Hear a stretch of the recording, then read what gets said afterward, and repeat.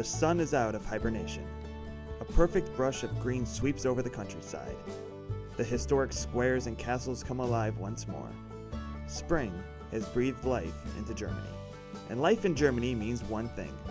Man muss wandern. Time to hike.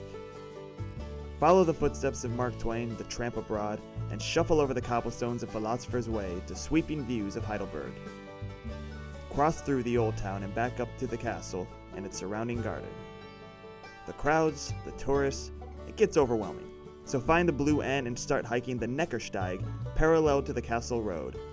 Marching a kilometer up stone steps to Königstuhl with yet another picturesque view of Heidelberg on the shimmering Neckar River. Dive into the forest and pop back out in Neckargemünd. The town is out singing, eating, and of course, drinking beer. Sleep, wake up, and get back at it, through the city gate and again into the forest. The morning fog is lifted, the trails are dry, and the sun continues to shine. The weight of your backpack pulling on your shoulders would bother you more if it wasn't just so God-blessed perfect outside.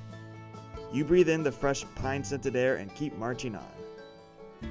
Signs of civilization return with Dilsberg and its historically impregnable castle in the distance. Hints of the cherry blossoms remain among the old timber homes in the hillside town.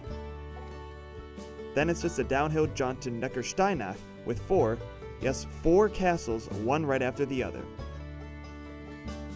You pause, you admire, then that blue end pulls you back into the depths of the forest for one last slog to Hirschhorn and its castle.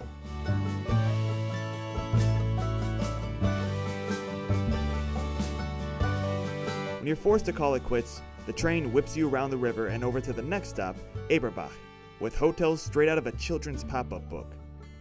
After one last night's sleep, you leave the backpack behind and do a final climb up to Eberbach Castle, where nature has all but reclaimed the ruins left behind.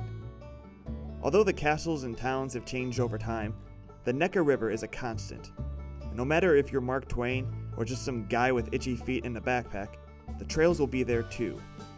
Cutting through the forest, skirting around streams, and dropping you off in a storybook town you get to call home for a night.